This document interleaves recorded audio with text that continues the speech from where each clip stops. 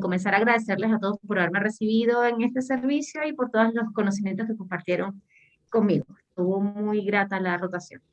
Bueno, el tema que escogí para conversar fue el tema de galactosemia, que si bien es cierto es un tema poco frecuente, siempre hay que tenerlo presente. Entonces, para comenzar, sabemos que la galactosa es un monosacárido formado por una hexosa que se obtiene principalmente de la hidrólisis de la lactosa contenida en la leche. Pero también podemos encontrar la galactosa unida a otras moléculas en las legumbres, verduras, frutas y vísceras de animales. El 80% de la galactosa que nosotros ingerimos es utilizada como fuente energética en la vía de la glicólisis y el otro 20% se va a utilizar para la síntesis de galactoproteínas, galactolípidos y mucopolisacáridos. ¿Me escuchan bien ahí? ¿Sí? Ok. Sí, sí. Ok. La galactosemia, que fue descrita por primera vez en 1908 por von Reus, se trata de un grupo de trastornos autosómicos recesivos con penetrancia completa del metabolismo de la galactosa, donde va a haber una incapacidad de convertir la galactosa en glucosa debido a alteraciones en una de las 4 enzimas de la vía metabólica. Y como consecuencia se va a producir acumulación de galactosa o sea, galactosa y de sus metabolitos. Entonces, normalmente la galactosa que se ingiere a través de la comida viene en la forma beta de galactosa y por acción de esta galactosa mutarasa es epimerizada a alfa de galactosa. Esta alfa de galactosa, la vía principal que va a seguir, que es la ruta conocida como Leyort, o la vía de la galactólisis, que cabe destacar que este nombre es de el doctor que la descubrió, que por eso se ganó un premio Nobel de Química. Y bueno, para continuar, esta alfa de galactosa, por efectos de la galactoquinasa, es fosforilada, dando paso o formando la galactosa 1-fosfato. Esta galactosa 1-fosfato, posteriormente, va por efectos de la galactosa 1-fosfato uridiltransferasa a sufrir una transferencia del grupo oridindifosfato que es donado por esta UDP glucosa para dar paso o formar la UDP galactosa. Y esta UDP galactosa es la que va a ir después a la biosíntesis de los grupos conjugados para formar los galactoproteínas, los galactolípidos y los mucopolisacáridos. Esta, digamos que es como, esto se hace, perdón, a través de la enzima GALE, que esta enzima es una enzima que tiene la capacidad de actuar de manera reversa y ayuda a mantener un control o en el equilibrio en el organismo de la UDP glucosa, o sea, reciclando la UDP glucosa para continuar con este metabolismo, o de UDP galactosa según las necesidades del organismo, si lo que se requiere es mayor síntesis. Estas serían las enzimas, estas 4 enzimas que están en colores, que pertenecen a la ruta de Leyort. Ahora, también es importante saber que la galactosa 1-fosfato puede transformarse por otras rutas en glucosa 6-fosfato y de ahí va a ir a la glicólisis para la producción de energía.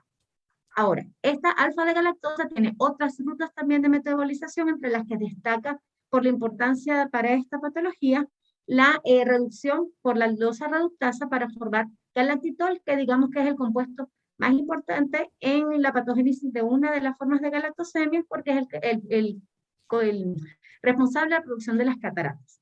Y otra vía que es menos importante y que realmente no se conoce qué tanto efecto pudiera tener la acumulación de su metabolito, que es la oxidación por acción de la galactosa deshidrogenasa para formar el galactonato. Entonces, eso es la ruta de forma normal. Cuando ocurre una alteración a nivel de la galactoquinasa, se produce acumulación de esta de galactosa y por lo tanto, al haber mayor sustrato, se estimula más la producción de galactitol. Y esto es lo que nosotros conoceríamos como la galactosemia o las consecuencias que se producen cuando hay galactosemia tipo 2. La galactosemia tipo 1 o la galactosemia clásica es cuando hay un defecto a nivel de la galactosa 1-fosfatoridiltransferasa con el consiguiente acúmulo de galactosa 1-fosfato, igualmente de alfa de galactosa y por supuesto de galactitol. Y esto sería la galactosemia tipo 1 o clásica, que fue la primera descrita. Y la tercera alteración conocida como galactosemia tipo 3, es cuando hay un defecto a nivel de la uridina difosfato galactosa 4 primerasa. Y esto lo que va a traer como consecuencia es que se acumule la UDP galactosa, igualmente todos los productos que están por detrás de la ruta, la galactosa no fosfato principalmente. Recientemente se ha descrito la alteración a nivel de la galactosa mutarosa, por lo que o sea, como que se define una galactosa tipo 4, de la que realmente no se conoce mucho, pero en el 2019 reportaron 8 casos y los vamos a ver más adelante. Entonces, la galactosemia tipo 2, como les comentaba, que se produce por deficiencia de galactoquinasa, es causada por una variación patogénica en el gen GAL1 en el cromosoma 17q24. Se han descrito dos genes que producen enzimas, o sea, que producen galactoquinasa. Este es el gen que es el GAL1, que es como el clásico, y que su producto, esta enzima, es la responsable de metabolizar la galactosa, pero está este gen GAL2, que si bien es cierto que codifica para la N-acetilgalactosemia quinasa, que digamos que no es tan importante para el metabolismo de la galactosa en condiciones patológicas, cuando la galactosa está muy elevada en sangre, ella puede presentar efectos de metabolización. Entonces es importante esto. Igualmente porque esto pudiera ser como una de las cosas por las cuales la galactosemia tipo 2, digamos que no es tan severa como el resto de las galactosemias. Actualmente el espectro mutacional de esta enzima comprende más o menos 30 variantes patogénicas, pero se destacan entre las más importantes la variante fundadora, que es más común en la población romaní, y la variante Osaka, que es más común en la población japonesa y coreana. Se habla que tiene una incidencia mundial aproximadamente de 1 en 1.000.000 y que esta incidencia puede ser mayor en los países Balcanes, que es en el sur de Europa, en los gitanos y en los afroamericanos. Entre las manifestaciones clínicas, la mayoría de la literatura reporta que la principal es la presencia de las cataratas. Recordemos que el galactito, o sea, cuando hay hipergalactosemia, estas tienden a acumularse también en uno de los órganos que se acumula a nivel del cristalino. Y el cristalino las células epiteliales del cristalino son ricas en aldosas reductasas. Entonces, por eso va a haber como mucha producción de galactitol, y este galactitol produce un efecto, la acumulación del galactitol a nivel cristalino produce un efecto osmótico, lo que conduce a un edema y posteriormente a la producción de las cataratas. Igualmente se ha visto que por edema a nivel de las neuronas se puede producir pseudotumor cerebral. Ahora, entre lo que estuve revisando, este artículo, que fue un reporte que se hizo es del 2021, hecho por el grupo de Galactosas Network. Ellos lo que hicieron fue revisar entre el 2014 y el 2020 como que nuevos reportes de pacientes con déficit de galactoquinasa para tratar de volver a caracterizar mejor el fenotipo. Y lo que encontraron, después de analizar la historia clínica de 53 pacientes que no habían sido notificados, en 17 centros, en 11 países europeos en su mayoría, lo que encontraron fue de que este déficit en la etapa neonatal, aparte de la presencia de cataratas, también presentaba un mayor riesgo para los pacientes de presentar elevación de transaminasas en un 25.5%, diátesis hemorrágica en un 8.1% versus un 5.9% de la población neonatal general, encefalopatía en un 3.9% versus un 0.3% igual de la población neonatal general, y la presencia de las cataratas. Entonces, ya como se pensaba anteriormente que el único efecto clínico que podía presentar el defecto de galactoquinasa, vemos que también pudiera asociarse otras comorbilidades en el periodo neonatal. La segunda deficiencia, que sería la clásica, la galactosa 1-fosfaturidiltransferasa, es causada por por variantes patogénicas en el gen GAL en el cromosoma 9p13. Y que, como les había comentado, va a producir una acumulación de galactosa 1-fosfato, de galactosa y galactitol. Tiene una incidencia global que varía en función de la raza y la etnia, siendo mucho más frecuente en los caucásicos. De hecho, Irlanda es el país que tiene la mayor incidencia, con 1 por cada 20.000 nacidos vivos, y Japón, como podemos ver, es el país que tiene la menor incidencia. La incidencia de Chile, según los registros del 2015 del INTA, van de 1 en 60.000 nacidos vivos. Con respecto a sus variantes patogénicas, se han descrito aproximadamente 300 variantes genéticas. De hecho, en el registro de base de datos de la Universidad de Utah, ellos tienen reportadas 363 variantes, de las cuales 84 han sido catalogadas como patogénicas, 13,1 benignas, 1,7 probablemente patogénicas y 1,2 probablemente benignas.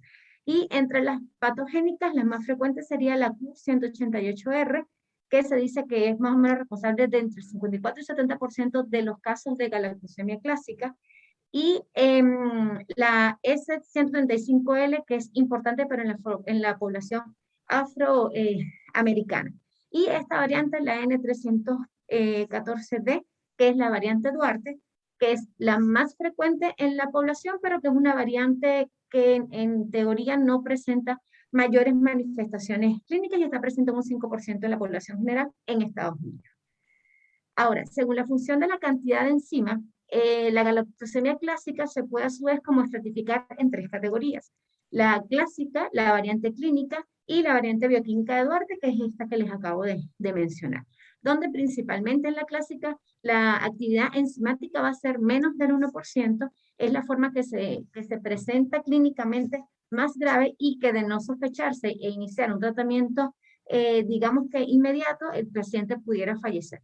La variante clínica, que es aquella donde la actividad enzimática es mayor a un 1%, entre un 1 y un 10%, y que realmente aquí vamos, una de las grandes diferencias con la variante clásica es que vamos a encontrar presencia o actividad enzimática principalmente en el cerebro, hígado e intestino. Entonces, tal vez por eso es que no tenemos como manifestaciones tan severas como la clásica, a pesar de que el paciente pudiera tener de repente un 1 o un 2% de la actividad enzimática. Y la variante bioquímica de Duarte, donde se han encontrado niveles de galactosa normales sin asociarse a algunas alteraciones clínicas, se dice que la actividad enzimática está disminuida, pero va entre un 15 y un 33%. Por lo general es menos del 40% de la actividad enzimática.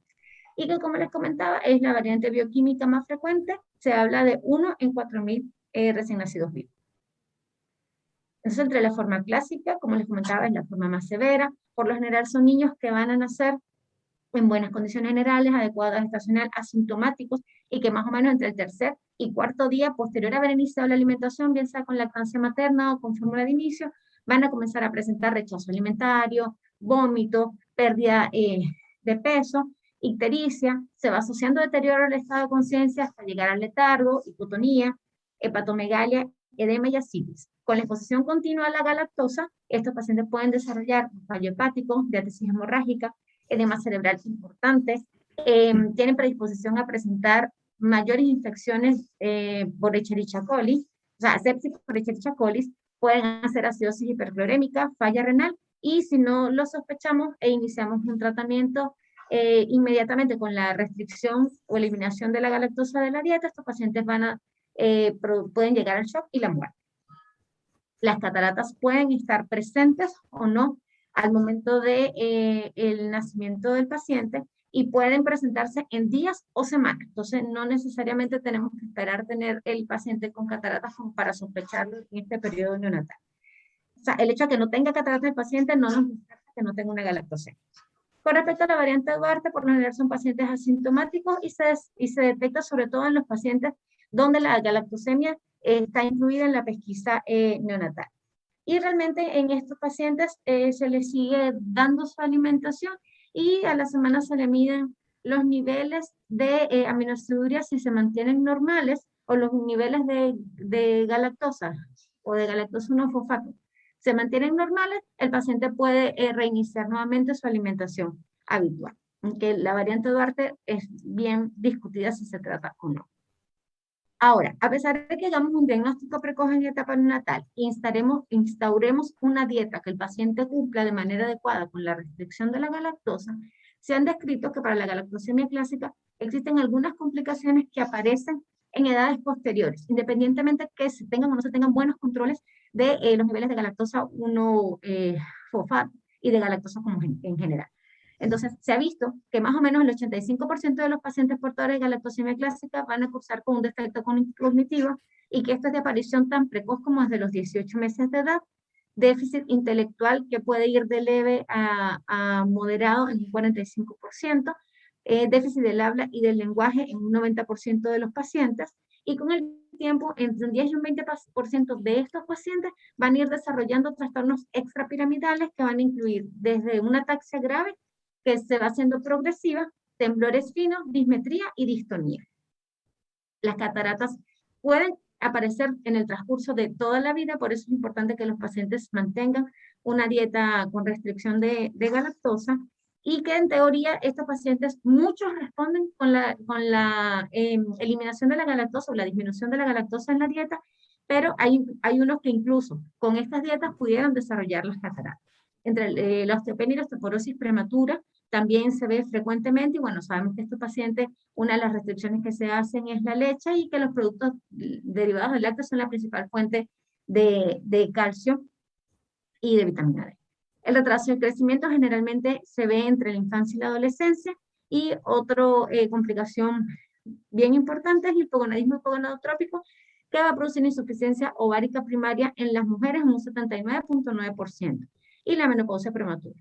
Aunque cabe acotar de que hay mujeres que han presentado embarazos de forma espontánea, como portadoras de galactosemia clásica.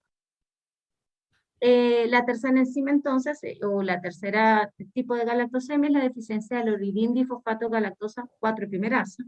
Es la forma más rara de todas las galactosemias.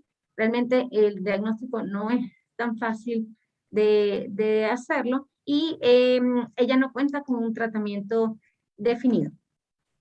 Las causas está causada por la variante patogénica en el gen GAL en el cromosoma 1p36, y provoca la acumulación de la galactosa 1-fosfato y de la uridindifosfato de galactosa.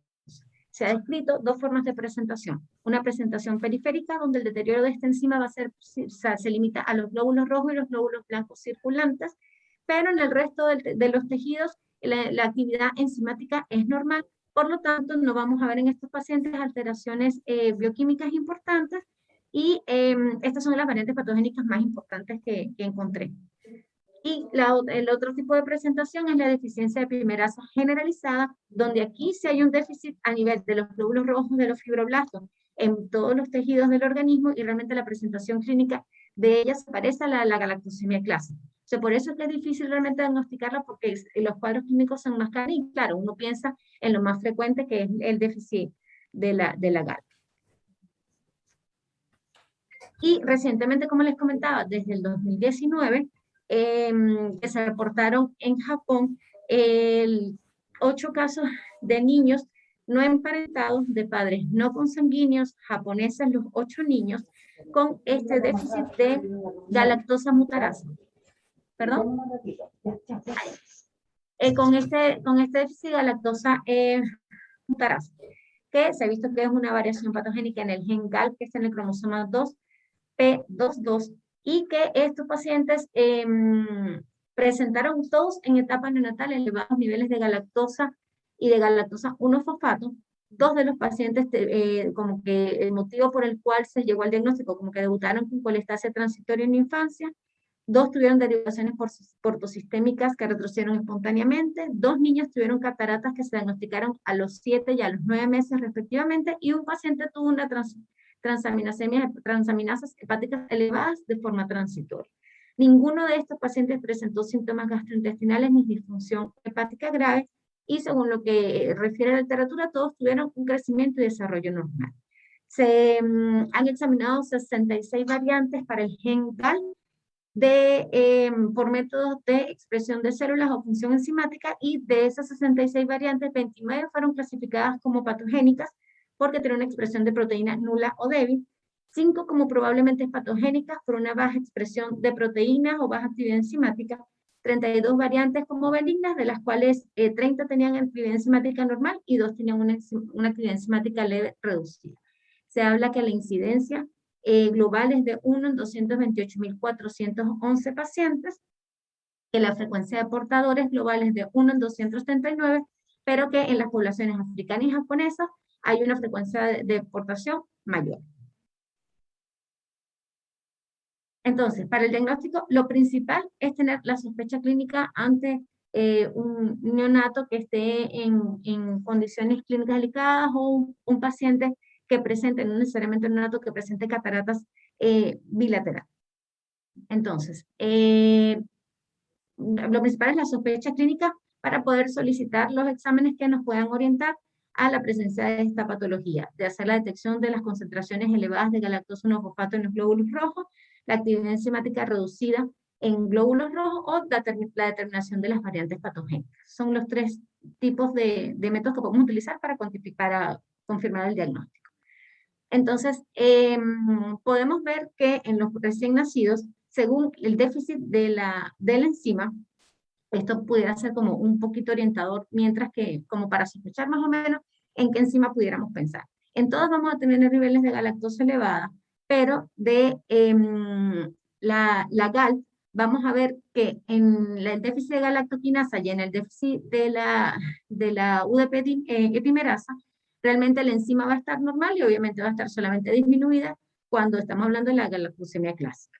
Los metabolitos, si bien es cierto que van a estar elevados en todos los casos, podemos ver que en el déficit de la galactosemia tipo 2, déficit de la galactoquinasa, vamos a tener muy elevado el galactitol, a diferencia de la galactosemia clásica 2 y de la GAL, donde va a estar más disminuido. Y esto va a ser así en plasma, en orina y en eritrocitos.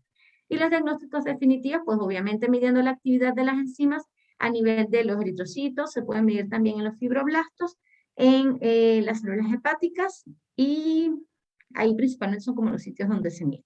Ahora, hay que tener en cuenta que en el momento en que se vaya a hacer la medición de estas, tanto de la galactosa como de las enzimas, los recién nacidos tienen que estar siendo alimentados con lactancia materna o con fórmula de inicio, porque si está, o sea, si las muestras se tomaron y ya el paciente estaba con restricción dietaria, obviamente vamos a tener disminución de la galactosa, pero no va a haber una afectación de la actividad enzimática. Y igualmente, lo que sí puede afectar tanto el nivel de galactosa como el de la actividad enzimática es si el paciente ha sido transfundido. Entonces, lo ideal es que ese paciente fue transfundido, se espere entre 3 y 4 meses para poder realizar la toma de las muestras.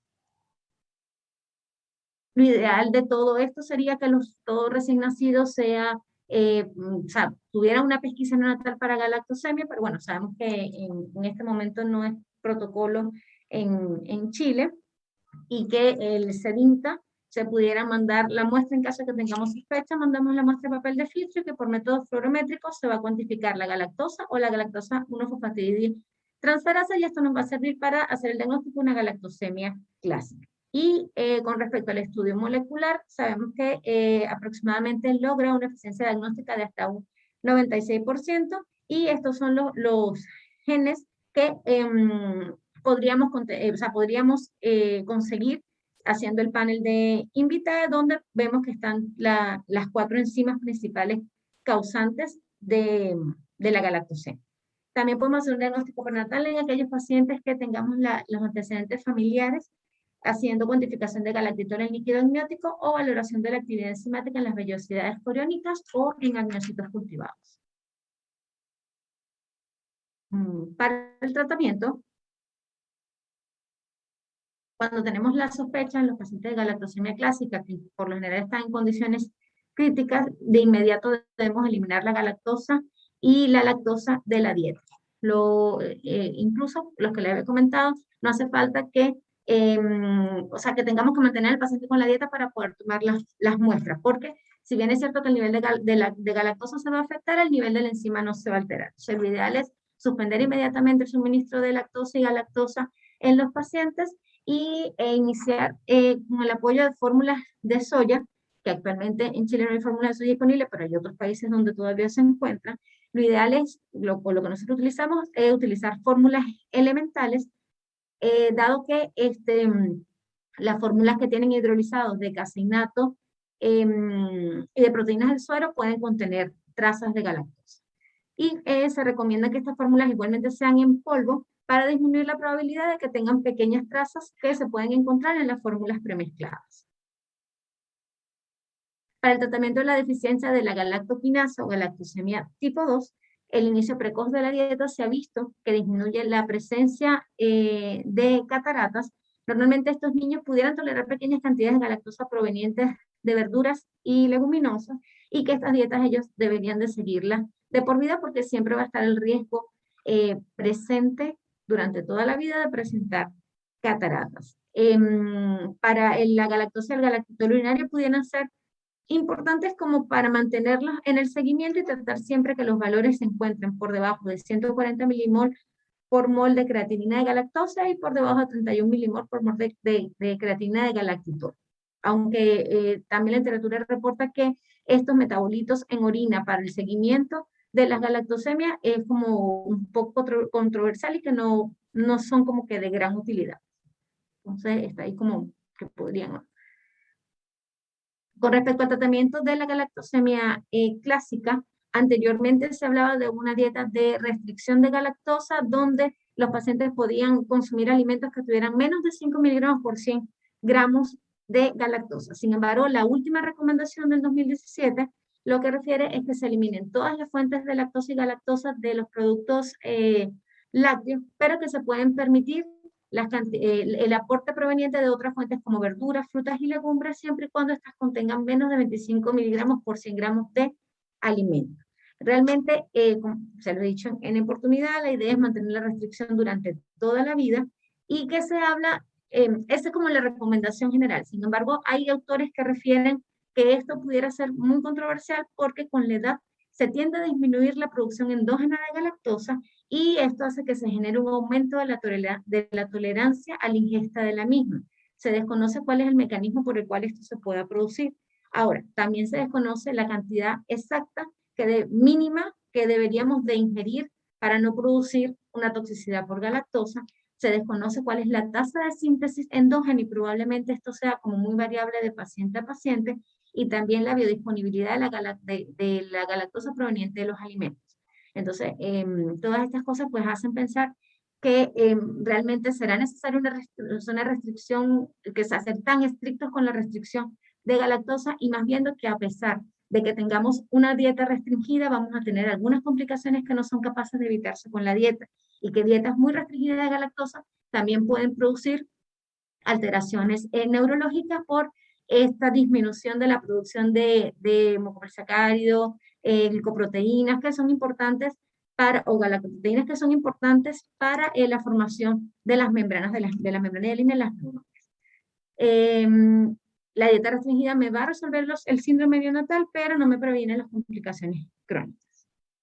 La variante de Duarte, bueno, normalmente la variante de Duarte lo que refiere es que no se debería tratar, dado que no se presenta o se asocia a manifestaciones clínicas. Sin embargo, no hay como un estándar de atenciones. Hay médicos que optan por, durante el primer año de vida, hacer disminución o restricción de la galactosa, y que posteriormente al año de vida realizan, como que empiezan a introducir la galactosa durante una semana, evalúan los laboratorios y si no hay alteraciones, deciden cómo liberar la dieta del paciente. Sin embargo, esto no tiene una evidencia que produzca algún beneficio por sobre dar alimentación habitual. De hecho, hay estudios que reportan que bebés que toman lactancia materna o fórmula de inicio con alto contenido de galactosa son típicamente asintomáticos. También se ha visto que la función ovárica en mujeres no se ha informado que que presenten insuficiencia ovárica con variante de portadores de variante de Duarte, y en un estudio que se realizó y se publicó en el 2019, donde se informaron 73 resultados que presentaron 5 dominios generales del desarrollo, que son las esferas más afectadas como la cognitiva, el habla, el lenguaje, la motora, en 350 niños, donde 206 eran portadores de la variante tipo Duarte con 144 controles. Realmente los casos venían derivados del mismo conjunto de familias y se determinaron en 3 estados diferentes de Estados Unidos, por lo que en teoría se dice que los pacientes eran comparables y que no había variantes que pudieran ser como distractores en estos resultados. Estos pacientes igualmente fueron alimentados con lactancia materna, o fórmula de inicio, y no se observaron diferencias significativas en pacientes que hubiesen tenido, o sea, no se lograron diferencias significativas en la prevalencia de complicaciones entre los pacientes afectados y los controles en ninguno de los resultados evaluados. Entonces, realmente esto lo que hace es apoyar que independientemente que restringamos la galactosa en la variante de Duarte, no vamos a tener mayores complicaciones. Otros estudios que actualmente actualmente desde hace 5 años, se ha tratado en vista de ver que estas complicaciones persisten a pesar de una dieta restringida en galactosa, se han tratado de desarrollar otras terapias que puedan ayudar a mejorar la calidad de vida de los pacientes, sobre todo portadores de galactosemia clásica. Se desconoce cuáles son los mecanismos por los cuales estas complicaciones clásicas se producen. Entre las teorías que se tratan de, o que se han establecido para tratar de justificar esto, es la acumulación de los metabolitos de galactosa y de disfosfato, que van a producir estrés a nivel del retículo endoplásmico y aumentar los procesos de producción o sea, los procesos de oxidación, aumentando los radicales libres a nivel celular, alteraciones de exosas y alteraciones de la glicosilación, y alteraciones también en las vías de señalización que se produce por este mismo estrés del retículo endoplasma. Las terapias nuevas están dirigidas a restaurar la actividad de la GAL, a influir en la cascada de eventos y abordar el cuadro clínico. Entonces, aquí las comento como un resumen de cada una. Me parecieron terapias que ojalá se pudieran dar, aunque seguro van a ser muy costosas. Entre las terapias que buscan restaurar la actividad de la enzima, la terapia génica in vivo, de hecho ya se han ido haciendo estudios con vectores de virus adeno-asociados recombinantes. De hecho, hay un estudio piloto que se publicó en un modelo de ratas portadoras de galactosemia. Se vio que el utilizar estos vectores de adeno-asociados recombinantes se lograba restaurar la actividad enzimática de la GAL en el hígado y en el cerebro, sin que presentaran aparentemente efectos adversos significativos. Igualmente, se vio que se redujeron los metabolitos de la galactosa en sangre, hígado y cerebro. Y esto, observándose un efecto positivo también sobre la formación de cataratas en las ratas.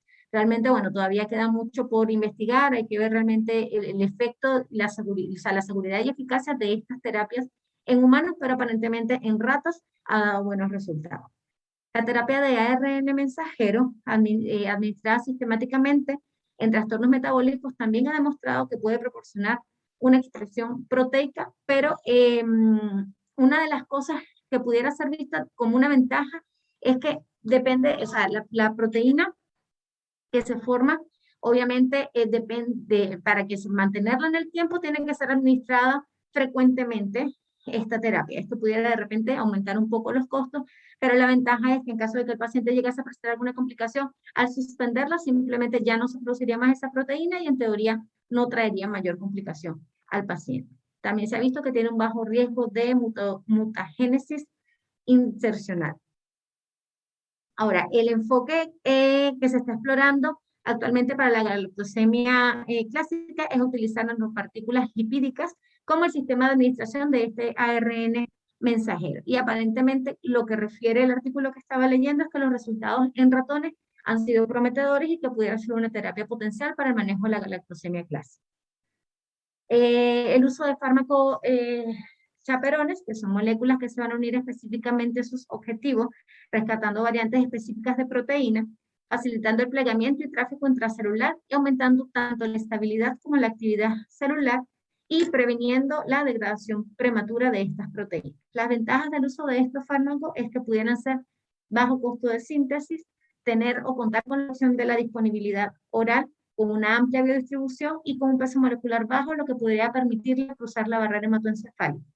El artículo describía que una de las opciones por las cuales se puede pensar que esto pudiera tener un buen efecto o funcionar en las galactosemias clásicas es la alta incidencia de mutaciones sin sentido que vemos en los pacientes portadores de galactosemia clásica y la evidencia experimental de plegamientos incorrectos y disminución de la estabilidad de la variante de GAL, que hace que este tipo de patología sea susceptible al uso de fármacos con chaperón. Sin embargo, bueno, todo esto son estudios que se están haciendo en animales y realmente están desde hace 5 años viendo, todavía no hay nada como hecho en seres humanos que pudieran decir que va a dar mejores resultados.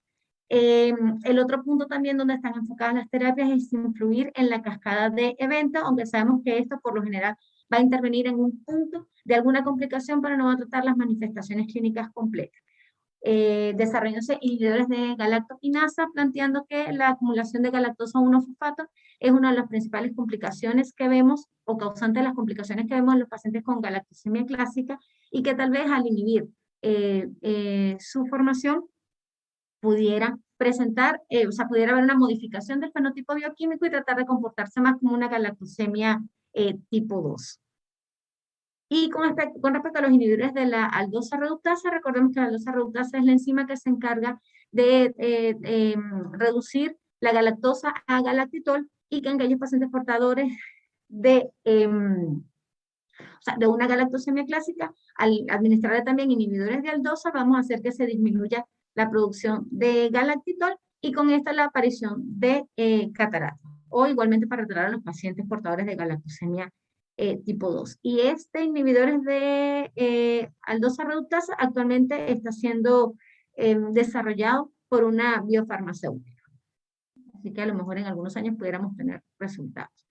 Y ya el último enfoque que está abordado al cuadro clínico me pareció bien interesante. Dos terapias que van dirigidas a mejorar tanto el lenguaje como la función motora. Para la estimulación de la función motora se utiliza estimulación, o sea, estimular los patrones rítmicos naturales con aplicación de corriente alterna sobre el cuero cabelludo. Lo que se plantea o la base de esta estimulación de corriente transcranial, digamos de forma no invasiva, lo que plantea es que la entrega de corriente eléctrica alterna al cuero cabelludo induce la plasticidad sináptica a largo plazo y que las redes funcionales que se basan en la sincronización de estas oscilaciones cerebrales, que por lo general en los pacientes portadores de galactosemia están desincronizadas, pudieran, digamos, como que mejorar esta sincronía y con eso mejorar la sintomatología que estos pacientes desde el punto de vista motor pudieran presentar. Esta técnica cabe destacar que está siendo utilizada ya en el área de la psiquiatría y de la terapia conductual también. Y el Babel Bootcamp, que lo que se está intentando de enfocar es de comenzar una estimulación preventiva entre los 2 y 4 meses en los pacientes portadores de galactosemia clásica para tratar de disminuir los efectos o trastornos que se presentan y se desarrollan con el tiempo en la esfera del habla y el lenguaje. Realmente son resultados preliminares lo que esta técnica en estos momentos, lo que hay son resultados preliminares aplicando esta técnica, pero supuestamente ha demostrado tener efectos beneficiosos en el desarrollo de habla y lenguaje en los pacientes. Entonces, bueno, ya para terminar, la galactosemia es una enfermedad potencialmente mortal que se da en todo el mundo, pero que su incidencia varía mucho de país a país, viendo que vimos la mayor incidencia en Irlanda y la menor en Japón. Los síntomas de inicio suelen ser, digamos que muy confundentes con otras patologías más frecuentes como la sepsis neonatal o la encefalopatía hipoxicurquémica, pero que a pesar de que su sintomatología clínica no es muy específica, es algo que siempre tenemos que tener presente porque realmente pudiéramos salvar la vida al paciente con una aplicación de una técnica tan sencilla como la eliminación de la galactosa inicialmente. Y que las terapias en los últimos años se ha tratado de desarrollar o enfocar otro tipo de terapéuticas dado a todas estas complicaciones que se siguen presentando en estos pacientes y que el manejo nutricional no ha podido mejorar. Y eso es todo. Si tienen alguna pregunta.